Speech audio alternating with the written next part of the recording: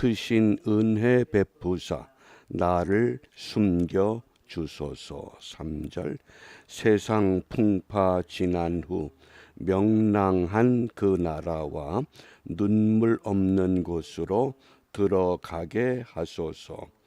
주여 주여 나를 인도하소서. 빠른 세상 살 동안 주여 인도하소서. 아멘.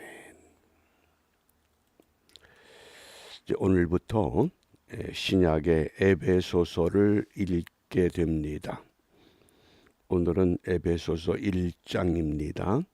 묵상의 주제가 신령한 복, 신령한 복. 에베소서 1장 3절입니다. 우리 말씀을 두 번 계속 반복해서 함께 읽습니다. 찬송하리로다 하나님 곧 우리 주 예수 그리스도의 아버지께서 그리스도 안에서 하늘에 속한 모든 신령한 복으로 우리에게 복 주시되 아멘. 찬송하리로다 하나님 곧 우리 주 예수 그리스도의 아버지께서 그리스도 안에서 하늘에 속한 모든 신령한 복으로 우리에게 복 주시되 아멘. 신령한 복. 우리가 신앙생활의 이 목표가 신령한 복을 확인하는 것이라고 말하겠습니다. 신령한 복. 그러면 신령하다는 복을 현대인의 성경에서는 이렇게 말씀합니다. 우리 주 예수 그리스도의 아버지 하나님께 찬양을 드립니다. 하나님 아버지께서는 그리스도 안에서 하늘의 모든 영적인 복을 우리에게 내려주셨습니다. 신령한 복을 다른 말로 영적인 복이다. 그러므로 우리가 신앙생활하면서 세속적인 세상적인 물질적인 복을 찾는다고 하면 이미 그거는 신앙생활의 목표에서 어긋난 것입니다. 처음 시작이 어긋나면 그 과정과 그 결과는 완전히 어긋나 버릴 겁니다. 이 에베소서가 한마디로 말하면 교회론에 관한 말씀입니다. 사도 바울 서신의 특징이 있습니다. 어떤 교회 문제가 있을 때에 그 문제를 해결하기 위해서 편지를 보냈습니다. 그런데 에베소서는 에베소 교회에 문제가 있어서 편지를 보낸 것이 아닙니다. 바꿔 말하면 하나님의 교회가 있는 그 자리에는 항상 우리에게 다가오는 어떤 문제들이 있을 수 있다고 하는 겁니다. 그러므로 어떤 문제의 어려움에 부딪히기 전에 미리 교회가 어떤 곳이냐, 교회가 어떤 곳이냐 그러면 오늘 에베소서 1장 그 마지막 23절에 교회는 그의 몸이다, 예수의 몸이다, 이 정의를 기억하시길 바랍니다. 교회는 예수 그리스도의 몸이다. 그러면 교인은 누굽니까? 예수 그리스도의 몸의 지체가 되는 겁니다. 어떤 사람은 눈으로, 어떤 사람은 귀로, 어떤 사람은 입으로, 어떤 사람은 손으로, 어떤 사람은 발로, 어떤 사람은 자기 몸을 가지고 섬기는 겁니다. 그것이 교회라고 하는 겁니다.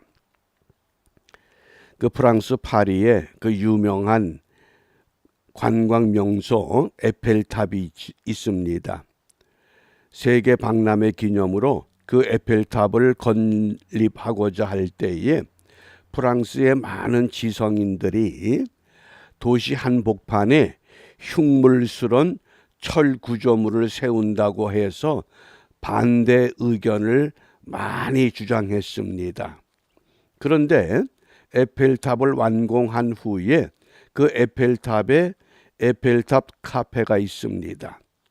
그런데 그렇게 반대하던 지성인들이 그 카페에 와서 차를 마시거나 또 조용히 명상을 하거나 글을 씁니다. 그 반대에 앞장섰던 지성인에게 하루는 한 기자가 이런 질문을 합니다. 이 탑을 건립하고자 할 때 그렇게 앞장서서 반대하더니 왜 이렇게 에펠탑 카페를 자주 찾습니까? 그러자 그 지성인의 대답이 이 탑 안에 들어오면 탑이 보이지 않습니다. 이게 역설적인 교훈입니다. 교회에 대한 비판과 비난과 조롱의 이야기가 많이 들려옵니다. 그런데 정말 교회 안에 들어와 보면 그리스도의 몸의 일부가 되면 그동안 조롱하고 반대하고 비난하던 요소들이 보이겠습니까? 안 보이겠습니까? 그 교훈입니다. 그래서 오늘 이 에베소서 1장에서 바울이 강조하는 것은 한마디로 신앙생활하면서 영적으로 소유한 것이 무엇이냐, 영적 소유에 대한 말씀을 강조합니다. 물질적인 소유가 아닙니다. 예수를 믿었기 때문에 어떤 집에 살고 어떤 땅을 소유하고 어떤 옷을 입고 어떤 자동차를 타고 그런 것은 영적인 것이 아니라는 말씀입니다. 신령한 복입니다. 우리가 이 신령한 복에 대해서 오늘 몇 가지로 좀 함께 나눠보겠습니다. 오늘 본문에서 신령한 복을 세 가지로 말씀합니다. 첫째는 하나님의 선택, 두 번째는 하나님의 구속, 세 번째는 하나님의 기업. 이 선택과 구속과 기업의 의미, 이것을 정확하게 이해하면 오늘 정말 내가 그리스도의 몸 안에서 신령한 복, 영적인 복을 가졌구나. 그리고 그 복을 누릴 수 있는 줄 압니다. 첫 번째, 하나님의 선택입니다. 에베소서 1장 4절입니다.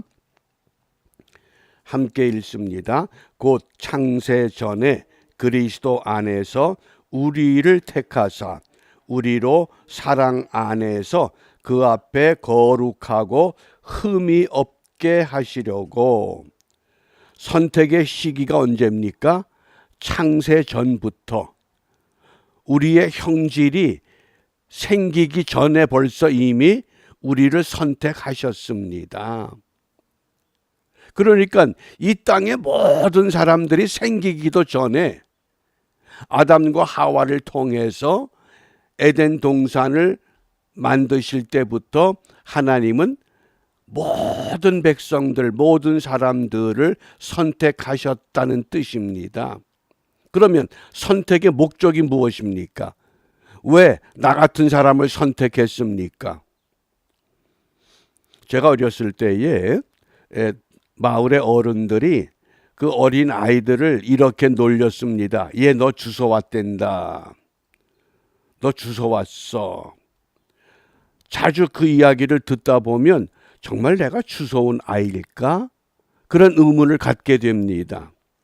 그런데 한날은 어떤 분이 저를 보더니 아버지 집에 계시냐? 그렇게 묻습니다. 예, 집에 계십니다. 그리고는 그러면 아버지 있는 곳으로 나를 데려다오. 그래, 아버지 계신 곳으로 안내를 했습니다. 그러니까 저희 아버님이 아이고 형님 오셨습니까? 그때 제가 깨달은 게 있습니다. 이북에서 내려와서 서로 어디 있는지 알지 못하다가 소문을 듣고 만나게 된 겁니다. 나를 주워오긴 주워왔다고 동네 어른들이 그러는데 나를 보니까 아버지가 보인다는 겁니다. 닮았다는 겁니다. 어떻게 닮은 아이를 주워왔을까요? 그래서 제가 나는 주워온 아이가 아니다. 목적이 있습니다. 저와 여러분들을 선택한 목적이 무엇입니까? 하나님 앞에서, 예수님 앞에서 거룩하고 흠이 없게 하시려고, 거룩하고 흠이 없는 하나님의 자녀로 우리를 선택하셨습니다. 그러면 우리를 어떻게 거룩하고 흠이 없게 합니까? 그것이 골로새서 1장 14절에서 이제 구속이라고 하는 겁니다. 그게 하나님의 구속입니다. 본문에서 에베소서 1장 7절입니다. 함께 읽습니다. 우리가 그리스도 안에서 그의 은혜의 풍성함을 따라 그의 피로 말미암아 구속 곧 죄사함을 받았으니. 구속은 뭡니까? 한마디로 예수 피로 죄사함 받는 게 구속입니다. 모든 그리스도인들이 예수 그리스도의 피로 죄사함을 받았기 까닭에 그 사람의 죄가 보이는 것이 아니라 그 사람 안에 감추어진 그리스도의 구속을 볼 수 있을 때에 그것이 진정한 그리스도의 몸이요 교회 공동체의 특징이라고 하겠습니다. 첫 번째는 신령한 복은 하나님의 선택입니다. 저와 여러분들이 하나님의 선택받은 믿음의 사람이라고 하는 것. 두 번째는 하나님의 구속입니다. 구속은 예수 그리스도의 피로 말미암아 죄 사함을 받았기 때문에 거룩합니다. 흠이 없습니다. 근데 아직도 누군가의 흠이 보이고 누군가의 단점이 보이고 누군가의 잘못된 것만 보인다고 하면 어떤 겁니까? 내가 온전히 그리스도의 몸에 들어가지 못했다고 하는 증거가 됩니다. 그러므로 오늘 우리는 분명히 이 하나님의 선택과 하나님의 구속에 대한 것을 정확하게 기억해야 됩니다. 그 다음에 세 번째입니다. 선택과 구속과 세 번째 하나님의 기업입니다. 기업이라고 하는 건 뭡니까? 물려받을 상속자의 자격을 갖는 게 기업이라고 하는 겁니다. 에베소서 1장 11절입니다. 함께 읽습니다. 모든 일을 그 마음의 원대로 역사하시는 자의 뜻을 따라 우리가 예정을 입어 그 안에서 기업이 되었으니. 하나님의 뜻과 하나님의 예정에 의해서 우리가 하나님의 아들과 하나님의 딸이 되었습니다. 상속, 신령한 복을 상속받을 수 있는 자격을 갖게 되었다는 말씀입니다.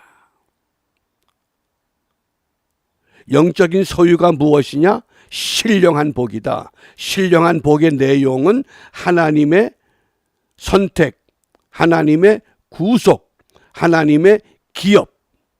그러므로 우리가 오늘 이러한 복을 받았습니다. 세상적인 것으로 이 신령한 복을 변질시키는 것은 사탄의 전략입니다. 그렇기 때문에 오늘 우리가 무엇을 기도할 것인가? 우리 예수님께서 교회를 세우실 때에 마태복음 16장 18절 말씀에 내가 이 반석 위에 내 교회를 세우리니. 모든 교회가 우리 주님의 교회라는 것입니다. 내가 이 반석 위에 내 교회를 세우리니 음부의 권세가 이기지 못하리라. 음부의 권세가 이기지 못한다. 그래서 교회가 크다 작다 뭐 좋다 나쁘다 이렇게 할 것이 아니라 오늘 교회는 그리스도의 몸입니다. 이 그리스도의 몸이 오늘 세상을 향해서 섬김의 도구가 되느냐 욕심의 도구가 되느냐. 우리가 지극히 작은 것일지라도 섬김의 도구가 되면 하나님의 뜻대로 하나님을 기쁘시게 할 수 있는 믿음을 갖게 됩니다. 그런데 적은 것이 욕심의 도구가 되면 섬기질 못합니다. 더 많은 걸 가지려고만 합니다. 그렇기 때문에 오늘 우리가 함께 기도할 때에 우리 한 사람 한 사람 그리스도의 몸으로 세워지는 교회가 되기 위해서 기도할 수 있기를 바랍니다. 어떻게 하면 나를 통해서 이 신령한 복을 받은 나를 통해서 주의 몸 된 교회를 세워갈 수 있게 하시는가?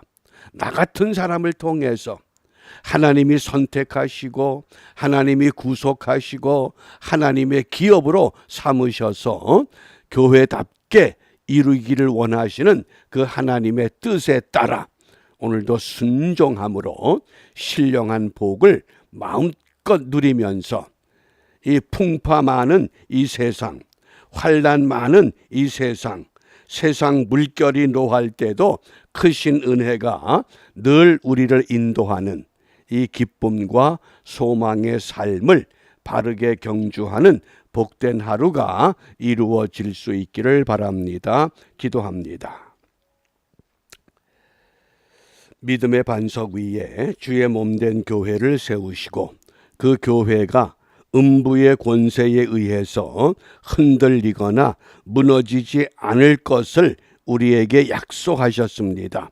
원하옵기는 우리 한 사람 한 사람 그리스도의 몸된 교회의 지체들로 불러주셨사오니 부름에 합당한 상을 얻기까지 하나님의 선택, 하나님의 구속, 하나님의 기업됨을 잊지 않고 영적인 복, 신령한 복을 찾아 말씀으로 기도로 승리하는 믿음의 지체들로 축복하여 주시옵소서. 이러한 은혜를 사모하며 주님이 가르쳐 주신 기도로 함께 기도합니다. 하늘에 계신 우리 아버지, 아버지의 이름을 거룩하게 하시며 아버지의 나라가 오게 하시며 아버지의 뜻이 하늘에서와 같이 땅에서도 이루어지게 하소서. 오늘 우리에게 일용할 양식을 주시고 우리가 우리에게 잘못한 사람을 용서하여 준 것 같이 우리 죄를 용서하여 주시고 우리를 시험에 빠지지 않게 하시고 악에서 구하소서. 나라와 권능과 영광이 영원히 아버지의 것입니다.